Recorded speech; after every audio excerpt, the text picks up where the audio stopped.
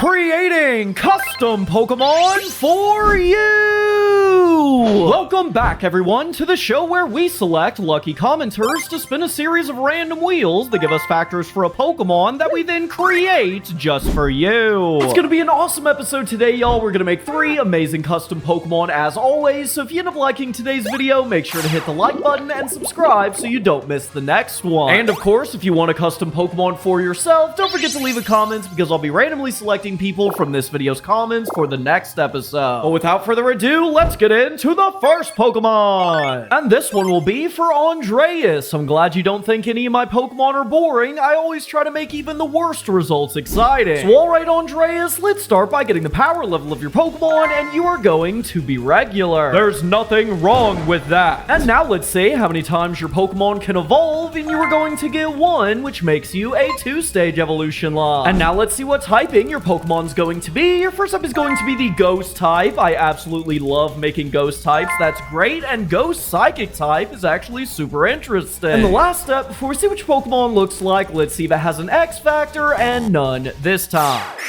This Pokemon is a very novel idea. The first stage of your Pokemon is Progeist, the Incantation Pokemon. These inquisitive little spirits are known to inhabit spellbooks, nestling their way in between the pages and slowly becoming one with the book itself. As they absorb the mystical information inside, growing in power with every spell and incantation it flips through. And for this reason, Progeist is the bane of all would-be mages, as they often have to fight away these hardcover terrors if they want to gain the information hidden in their spellbook body. At level 42, it would evolve into Grimoire. These Pokemon have now completely absorbed a complete collection of spells, giving them access to a wide variety of elemental attacks and abilities that go far beyond the range of the typical Ghost type. As not only can it learn some of the most sought-after moves in Pokemon history, such as Thunderbolt, Flamethrower, Earth Power, and Ice Beam, but it also has the ability Protean, an ability that changes the user's typing to match the typing of the move it uses, leading to Grimoire having a truly unpredictable fighting style that few can hope to contend with. In terms of stats, Grimoire is actually pretty weak, which hopefully will keep its power level in check because it does have access to a huge variety of moves, as well as having one of the strongest abilities in Pokemon history. And for the shiny, I went with this cute pink and green color. But now let's get into the second Pokemon. But before we get into that, I have to tell you all something that frankly I'm really embarrassed about. This used to be me in my old chair. Sloppy, ill-postured, the structural integrity of a ramen noodle. My lower back was crying out for support and none ever came. I thought there would never be an end. But then I was saved by today's video sponsor, Flexispot. This is the C7 Morpher, a chair that's more supportive than a parting shot Incineroar. Their FlexLean technology gently supports my upper back, keeping my shoulders relaxed and improving my posture by the second. All the while, the C7's air lumbar support tech allows me to inflate the lower section of the chair and support my lower back, a feature which for me personally has completely removed all the pain that I would feel after sitting for a long time. And this chair is also super adjustable, headrest, adjustable, seat depth, adjustable, armrest, incredibly adjustable. This chair can't possibly get any better. Wait a second, is that a footrest for even more additional comfort? Y'all, I cannot recommend the C7 Morpher enough. Before I got one, I think I really underestimated the power of a good chair. Like you who are watching this video right now, picture how much you sit in the average day. Now imagine you could make all that time you spend sitting more comfortable. It's a no-brainer. And if you agree, make sure to use the link in my description to check out Flexispot C7 Morpher, because not only is the chair great, but they also have a 30-day return policy for a risk-free trial. There's a 10-year warranty. But if it couldn't get any better, if you use my code Pokedex30 at checkout, you can get the best possible price. Huge thank you to Flexispot for sponsoring today's video and for saving my back. But now let's get right back into it. And this one will be for Posh British Accent. Thanks for checking out the long-form video. So alright, Posh, let's start by getting the power level of your Pokemon, and you are going to be a legendary. That is absolutely awesome. And it means that now we have to spin this wheel to see what type of legendary you'll be, and you are going to be part of a legendary trio. That's actually really cool, and it means that we'll have to connect your Pokemon to a previous one from the series. And now let's see what typing your Pokemon's going to be. Your first up is going to be the Ice type. That's fun. We do already have some Ice type legendaries, and Ice Cosmic type. A Cosmic type legendary is definitely awesome. And the last step, before we see which Pokemon looks like, let's see what its X Factor is going to be, and it is a signature ability. Nice.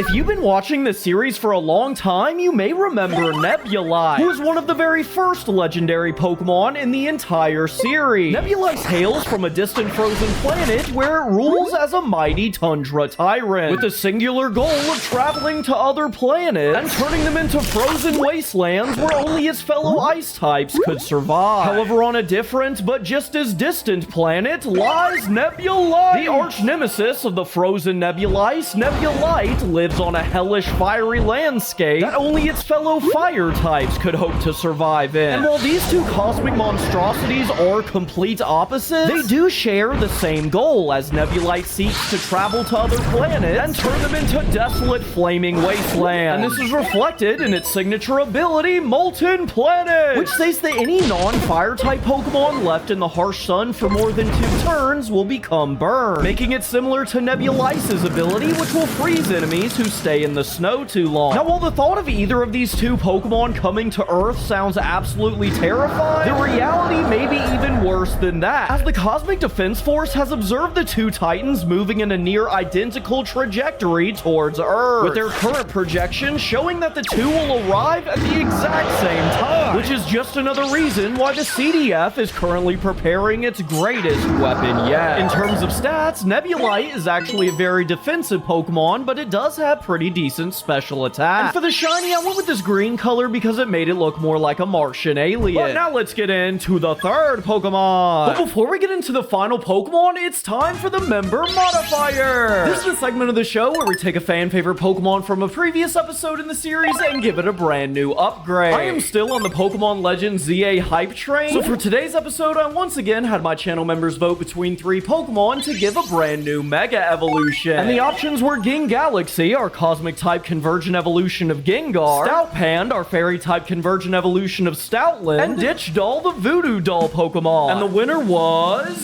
Galaxy, which when exposed to Galaxite would evolve into Mega Galaxy, a combination of Mega Gengar and an apocalyptic meteor storm. This Pokemon is known to never attack twice, as no matter what the context of the battle is, Mega Galaxy will rise into the sky and crash its body at full speed into the ground, obliterating everything nearby, including itself. Huge thank you to all my channel members. I hope you liked Mega Galaxy. And if you want to become a channel member yourself to help us vote on the next member modifier, then you can look into that by hitting the join button down below. But now let's get back into the third Pokemon. And this one will be for New Time Funk. I have no idea what you're talking about. But anyways, New Age, let's start by getting the power level of your Pokemon, and you are going to be a starter Pokemon. It has actually been literally like 20 episodes since we've gotten one of those, so that is the best thing ever. And now let's see what type of starter your Pokemon's going to be, either a fire, grass, or water type starter, and it is a water type starter. I was low-key hoping for a grass type because we really need one, but that's still definitely cool. And it'd be pretty boring if we just left you pure water type, so let's spin this wheel to get a secondary type, and it's the poison type. That's really interesting.